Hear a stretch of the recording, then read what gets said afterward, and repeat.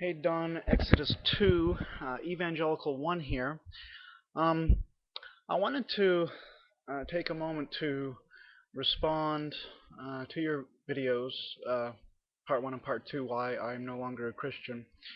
And not really so much um, responding to that per se, but to take your reasons why you're no longer a Christian kind of in isolation from your deconversion as arguments against Christianity and to criticize them on that level, to criticize them in a philosophical sense, not in an argumentative, arguing sense.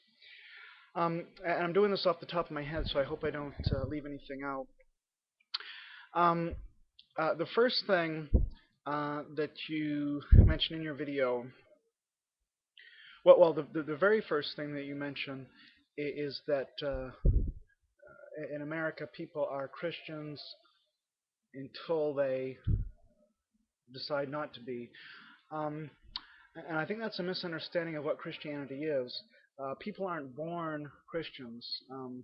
To become to be a Christian is a choice that a person makes to follow Christ. So we're not born uh, as Christians. But that's just an aside, not really part of an argument, I suppose, on your part against Christianity. Um, Now, you then went on to talk about creationism, and I notice in this video and also in another one of yours that I was watching, um, you have a lot of biological organisms and biological things at the beginning of your video. Um, so um, and you say explicitly that you are interested and have studied biology. So I think that the thing about creationism that is important to realize, um, that is a position which many Christians have problems with. I myself have problems with uh, creationism, um, but that's not an essential part of Christianity. Uh, there are plenty of people that are uh, Bible-believing Christians who fully accept all that standard biology has to say about neo-Darwinism, the common ancestry, self modification, etc., etc. So I think that whether or not we evolved, and it appears that we have um, from biology, um, uh, I think that that is kind of an irrelevant question to whether or not Christianity is true, um, or whether we should accept it or not. Now there are important questions with respect to that as far as how we understand the early chapters of the Bible in Genesis, but that really, in the final analysis, is irrelevant to whether or not Christianity is true.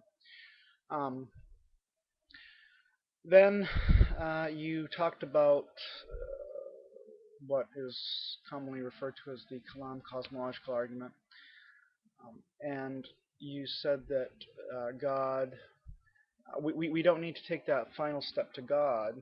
We can say that the universe um, has always existed. Well, the problem with one of the problems with that is that not biology, but physics tells us that the universe wasn't always around. There was a Big Bang, um, 13 billion years ago, give or take. Um, so that's one reason to suppose that the universe hasn't always been around.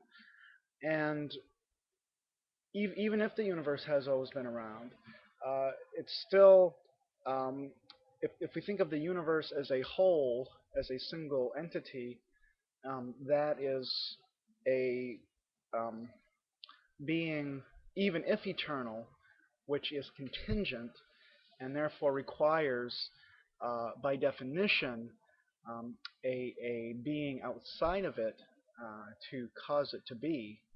Even though it's always been, it's still contingent. So it's contingent upon something else, something beyond, besides the natural order, and this all men call God.